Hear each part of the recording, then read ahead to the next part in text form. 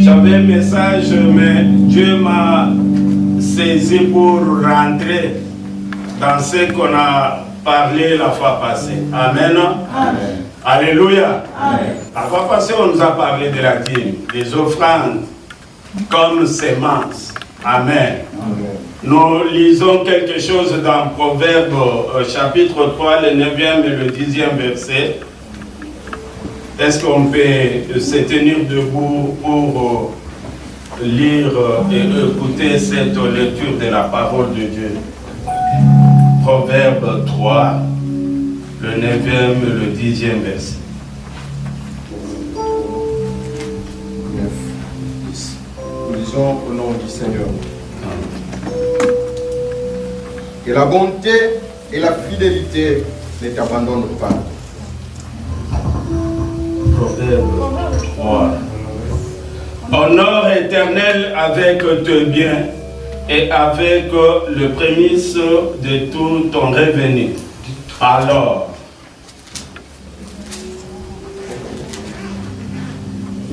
tes greniers seront remplis d'abondance et tes cuves regorgeront de mou.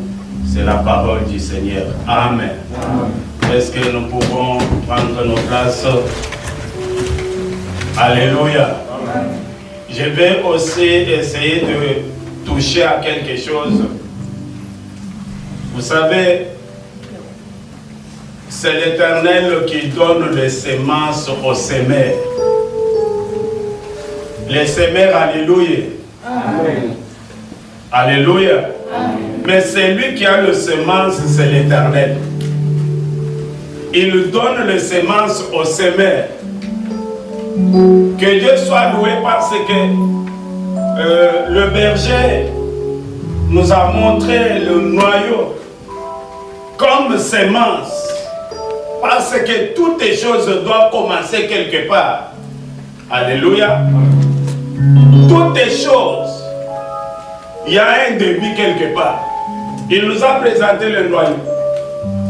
Et quand il a dit, quand on peut mettre cela dans la terre, ça va germer et ça va produire beaucoup. Alléluia. Ce matin, accepte que je puisse te dire, c'est toujours Proverbe, il nous dit ceci, dans Proverbe 11, il dit, jette ton pain à la surface des eaux, car avec le temps, tu vas le retrouver. Le pain, ici la parole nous présente le pain comme semence. Il dit, va s'aimer cela, mais sur les eaux, parce qu'avec le temps, un pain seulement, si tu prends le morceau de pain, tu mets dans le thé là, est-ce que tu vas rattraper quelque chose? Alléluia. Amen. Ça, ce sont les choses de Dieu dans le calcul de Dieu. C'est pourquoi, bien-aimés dans le Seigneur, vous devez comprendre quelque chose. La semence vient de Dieu. C'est Dieu qui a permis que tu puisses savoir ce que tu as. Il te donne le matin. Il dit que c'est donc toujours dans le Proverbe 11. Il dit, dès le matin, sème ta semence. Et le soir, ne laisse pas reposer ta main. Alléluia. Quand on sème le matin, sème le midi, sème le soir, parce que tu ne sais pas c'est quelle semence qui va donner avant. Alléluia. Il y a d'autres semences qu'on met dans la terre et ça part. Mais il y a d'autres semences, ça peut tarder, mais déjà oublié, tu vois que la semence donne. Alléluia. Jette ton pain sur les eaux, à la surface des eaux. Ensuite, tartine à l'île au bois. Et la Bible dit, tu vas les retrouver. Ça signifie quoi? C'est-à-dire quoi? Alléluia. Dieu, il a placé chaque chose avec sa grâce ou chaque chose avec son importance. Ici, on nous montre que si tu vas prendre ton pain comme semence, sache là où tu vas semer le pain. Mais il te dit sur les eaux. Alléluia. Amen. Ici, Proverbe nous dit, honore l'Éternel avec tes biens et avec le prémisse de tout ton revenu, alors tes greniers remplira d'abondance. Le grenier, nous en avons. Mais pour que le grenier puisse avoir l'abondance, on doit s'aimer. Si tu ne s'aimes pas, comment tu vas récolter? Alléluia. Vous savez, il y a des semeurs qui mangent de semences. C'est ça les enfants de Dieu, les chrétiens. Toi, tu es un semeur. Quand on te donne la semence, sache bien protéger la semence. Mais pour mieux protéger, il faut s'aimer. Alléluia. Nous avons déjà vu le calcul de Dieu. Quelques graines de maïs sont mises dans la terre. 3 mois, je pense, après, nous avons de maïs. Alléluia. Cette multiplication, il n'y a que l'Éternel qui connaît le secret. Sache d'où tu sèmes ton pain. Le semence que l'Éternel t'a donné. Comment tu utilises ça?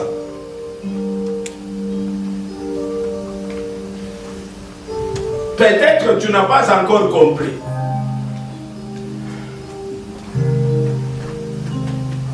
Et le semence pour produire, ça doit mourir. Alléluia. Si cette semence ne meurt pas, ça ne donnera pas le fruit. Est-ce qu'il y a quelqu'un qui a déjà essayé de mettre des choses dans la terre? Nous sommes des villageois, nous avons cultivé. Mais quand on met quelques graines dans la terre, si ça ne meurt pas, tu vas le retrouver. Alléluia. C'est ce que l'Éternel dit. Tu peux garder tes semences parce que Dieu t'a donné les semences. Mais quand tu sèmes, ça doit multiplier. Tu dois s'aimer donc le semence que l'Éternel t'a donné, afin de reproduire. Il dit,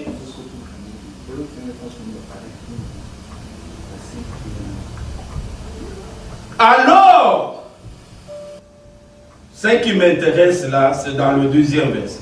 Après avoir semé, tes greniers seront remplis d'abondance. Tu ne manquerais de rien. Tu n'auras pas faim. Parce que tu as semé, tu dois récolter. Le berger avait insisté. Il nous a présenté, il a donné, il a défini ce qui est de la dîme, tout ça. Moi, je ne vais pas aller là-bas. Mais ce que je te dis ce matin, quand tu honores l'Éternel, c'est lui qui t'a donné le semence. Moi, je connais, il y a quelqu'un, quand on était encore petit là, il venait là chez nous. Non, donnez-moi aussi, je vais aller faire. On lui donne le semence et il va aller manger le semence. Alléluia. Tu sais, tu peux toujours parler. Non, on ne peut pas parler comme ça. On ne peut pas demander à quelqu'un, oh, comment est-ce que tu as donné et je sais comment. Non. S'aimer, c'est selon Dieu. Alléluia. S'aimer, c'est selon Dieu.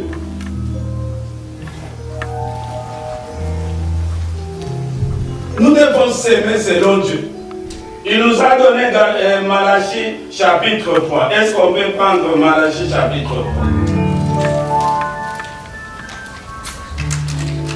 3? Vous savez, Dieu est dans ses principes. Dieu opère selon qu'il a déjà tracé. Lui-même, il a dit, je connais le projet que j'ai formé sur vous. Alléluia. Pour que le projet de l'Éternel puisse s'accomplir, il faut s'aimer le semence. Alléluia. Parce que ce sont ces semences-là qui vont provoquer le miracle auprès de l'Éternel. Le semence que l'Éternel t'a donné, il t'a donné la force. Tu travailles. Non, ne fais pas autre calcul. Il ne faut pas faire tel qu'il nous a dit dans le 7e verset. Mais moi, je vais qu'on nous lise du 10e verset au 14e verset. Le 7e verset, Dieu dit, vous l'avez menti, mais revenez. Est-ce qu'on peut lire le 10e? Malachie 3:10. Nous lisons. Apportez à la maison du trésor toutes les dîmes, afin qu'il y ait de la nourriture dans ma maison. Afin qu'il y ait de la nourriture dans ma maison. Apportez vos dîmes. Alléluia. La maison, c'est pas comment nous comprenons cela. Paul aussi a parlé de prison. Paul lui dit, moi je suis prisonnier de Christ. Alléluia. Un jour je méditais sur ça. J'avais l'habitude de chaque fin du mois, j'ai cherché des histoires. On va voir, chaque fin de l'année, on apportait des histoires aux prisonniers. Mais Paul dit, je suis le prisonnier de Christ. Quand j'ai compris aussi, j'ai dit ceci à l'église. Comme Paul était prisonnier de Christ, moi aussi je suis prisonnier. Le premier prisonnier que vous devez assister, c'est moi. Ici on refuse que Dieu te bénisse. Amen. Amen. On préparait des choses, amenez vos habits, amenez ceci. Nous allons donner aux prisonniers. Et pourtant, le premier prisonnier vit avec vous. Vous l'abandonnez, vous le négligez. Il est le prisonnier de Christ. Il a tout abandonné pour Jésus. Alléluia. Il est prisonnier. Il ne fait pas ce qu'il fait, ce qu'il veut. Il ne fait pas ça donc d'où il veut, mais il est prisonnier. Il est resté dans le principe de l'Éternel. Il ne peut pas aller à gauche, à droite. Il ne peut pas faire ce que son cœur désire. Il doit faire ce que l'Éternel lui demande de faire. Il est déjà prisonnier. Alléluia. Amen. Apportez dans la maison des trésors afin que rien ne manque. Et cette maison-là, n'est-ce pas, la Bible dit, nous sommes le temple du Saint-Esprit, l'habitation du Très-Haut. Amen. Amen. Si vous amenez quelque chose dans la maison de l'Éternel, dans la maison du trésor, si vous amenez chez l'homme de Dieu, vous lui donnez, c'est la maison du Seigneur, c'est la maison du Saint-Esprit. Vous n'avez pas péché, tu ne me manques rien. Et là, il va chercher la face de Dieu, afin que l'Éternel puisse vous faire du bien. Amen. Dieu a des projets avec lui. Il connaît ce qu'il a déjà formé. Nous autres ici, nous sommes des malheureux parce qu'on a eu des parents qui n'ont rien laissé pour nous. Peut-être toi, on avait laissé des biens, mais nous ici, on nous a laissé entre les mains de ravisseurs. Alléluia. Oui, parce qu'ils sont là. Donc tu ne peux pas faire quelque chose, il faut aller lui dire, j'ai fait ça, je vais aller.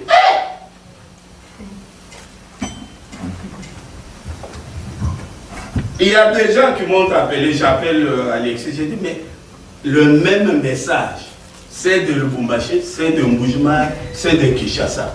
Oh, tu nous as abandonnés, tu nous as laissés, tu ne nous appelles même pas. Moi je dis, mais si toi tu t'es rappelé de moi, appelle-moi. Pourquoi on attend que seulement mon appel? Oh, oh, négligé bis. Non, non, vous m'avez négligé. Si je suis dans votre cœur, appelez-moi. Moi, avec le douleur ici de ta zone, est-ce que vous savez, quand je prends 1 heure, 3 heures de temps donc, sur mon lit, ça me dépasse. Mais toi, tu attends que je prenne encore le travail de t'appeler. Oh, allô, oh, je voulais seulement entendre ta voix. Ça, c'est passé mon temps inutilement. Laissez-moi dormir. Oh, vous ne l'appelez pas. Oh, vous... Non. Lisons la parole de Dieu. Ça, c'est grave. Mettez-moi de la sorte à l'épreuve. Mettez-moi, ça c'est Dieu qui demande. Essaye aussi. Si les autres ont essayé, ils ont glorifié le Seigneur. Toi aussi essaye. Alléluia. Nous avons fait du bien, c'est pourquoi nous vivons. Nous avons donné, c'est pourquoi aujourd'hui Dieu fait quelque chose. La semence, ne mange pas la semence. Alléluia. Ne mange pas la semence. J'aime ma fille aînée, on l'a prise en mariage. Et, Keba, à ton âge là, tu dis à quelqu'un, tu es sorcier. Mais on va aussi te demander. Et dit, papa, comment ça fait 1 année, je ne vois rien? Alléluia. Moi, je lui dis, arrange avec ton Dieu. Est-ce que moi, je t'avais présenté quoi? Je t'avais présenté seulement le Seigneur. Amen. Et quand je méditais, bon, tu sais, on peut répondre, hein, mais quand j'ai commencé à méditer, moi j'ai dit, ah, quelque part, il dit, on a donné la dot, et maintenant ça fait 1 année, je ne vois rien. Il y a des questions. Alléluia. Quand j'ai prié, je sens qu'il faut donner l'offrande. Amen. Je donne l'offrande. J'ai donné l'offrande. Il y a un enfant qu'on devrait fêter pour son anniversaire. J'ai dit, je vais donner quelque chose, Seigneur. Souviens-toi de ma fille. Amen. Je donne à cet enfant. Je pense à l'enfant de l'enfant d'autrui. Afin que toi, l'Éternel, tu penses aussi à ma fille. Donc, les choses de Dieu, il faut provoquer Dieu. Tu attends le miracle, tu attends voir la main de Dieu, pendant que tu restes toi-même tel que tu es. Tu ne fais rien. Non, Dieu souvent, il faut le provoquer. Alléluia. Amen. Dieu, il faut le provoquer. Mettez-moi de la sorte à l'épreuve, dit l'Éternel. Oui, essayez-moi. Et vous verrez si je n'ouvrirai pas les éclipses des cieux, si je ne répands pas sur vous la bénédiction en abondance. Pour vous, je m'énoncerai celui qui dévore, et celui qui dévore, il est toujours là. Alléluia. Amen. Le dévoreur est là. Celui qui menace est là. Celui qui est en train de nous poursuivre, il est là. Alléluia. Il y a même des choses spirituelles, des liens spirituels. Il y a des choses qui arrangent. La fois passée, nous avons parlé et témoigné d'un papa, un ingénieur. Mais ils étaient encadrés et grandis sous la puissance de ténèbres. Alléluia. Mais quand le propriétaire d'Alliance, c'est lui qui avait l'hôtel, quand il est décédé, l'hôtel a commencé à réclamer. Un ingénieur, il se retrouve en train de ramasser des choses pour manger. Mais des choses là, qui va arrêter? C'est la main de l'Éternel. Quand tu vas s'aimer. Alléluia. Amen. Quand tu vas s'aimer, l'Éternel va s'élever dans ta vie et il va arrêter les armes qu'on est en train de jeter. Oui, toutes les paroles de malédiction, l'Éternel va saisir cela afin de te laisser passer. Et il ne vous détruira pas, et il ne vous détruira pas les fruits de la terre. Oui. Et la vigne ne sera pas stérile dans vos campagnes, dit l'Éternel des armées. Toutes les nations vous diront errez, oui. car vous serez un pays de délices, dit l'Éternel des armées. Vos paroles sont rides contre moi, dit l'Éternel. Et vous dites, qu'avons-nous dit contre toi? Qu'avons-nous dit contre toi? Vous avez dit, c'est en vain que l'on sert Dieu. Qu'avons-nous gagné à observer ses préceptes et à marcher avec tristesse à cause de l'Éternel des armées? Maintenant, nous estimons errer les hautains. Oui, les méchants prospèrent. Oui, ils tentent Dieu et ils échappent. Alléluia.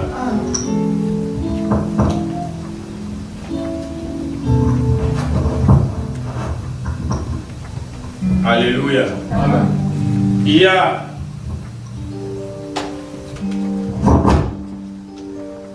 y a les enfants de Dieu qui admirent maintenant le méchant, qui admirent le païen. Alléluia. Non, comment il est païen, comment il fait de n'importe quoi, mais il prospère. Vous êtes en train d'envier des choses inutiles. Le problème, ce n'est pas cela. Le problème, vous êtes le mangeur de semences. Alléluia. Amen.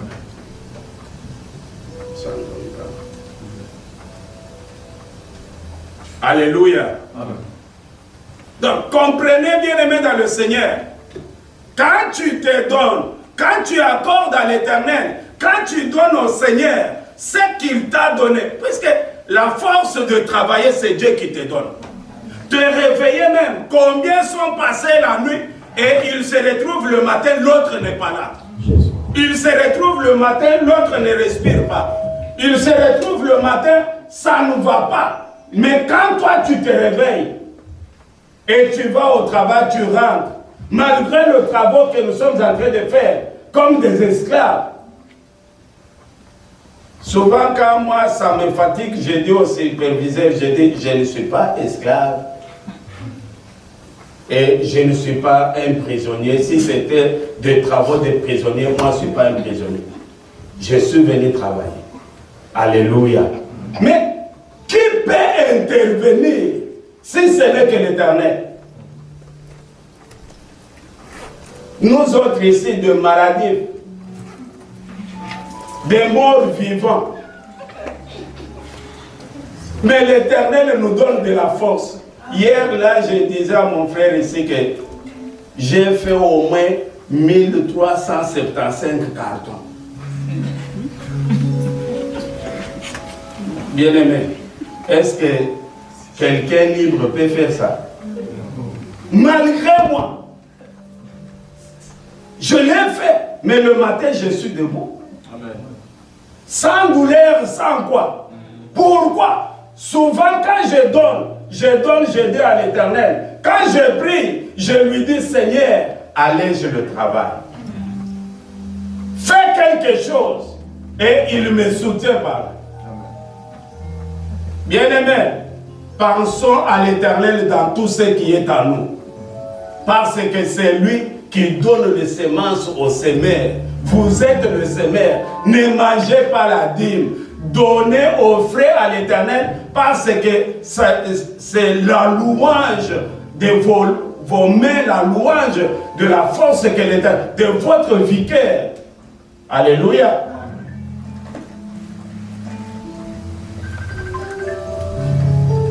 On prend un peu 1 Corinthiens chapitre 9, le 7e verset, nous descendons jusqu'au 15e. On prend quelque chose. Aujourd'hui même là, on m'a donné à quelle heure, je vais terminer à quelle heure. Et pourtant, vous regardez vos montres pour dire que time is mine. Oh Jésus. 1 Corinthiens 9. Commencez par le 7e verset. 1 Corinthiens 9, 7. Qui jamais fait le service militaire à ses propres frais? Qui jamais fait le service militaire à ses propres frais? Qui est-ce qui plante une vigne et n'en mange pas les fruits? Qui est-ce qui fait paître un troupeau et ne se nourrit pas du lait du troupeau? Ces choses que je dis n'existent-elles que dans les usages des hommes? La loi ne les dit-elle pas aussi? Car il est écrit dans la loi de Moïse, tu ne muselleras point le bœuf quand il foule le grain. Dieu se met-il en peine de bœuf? On parle-t-il uniquement à cause de nous? Oui, c'est à cause de nous qu'il a été écrit que celui qui laboure doit labourer avec espérance, et celui qui foule le grain fouler avec l'espérance d'y avoir part. Si nous avons sémé parmi vous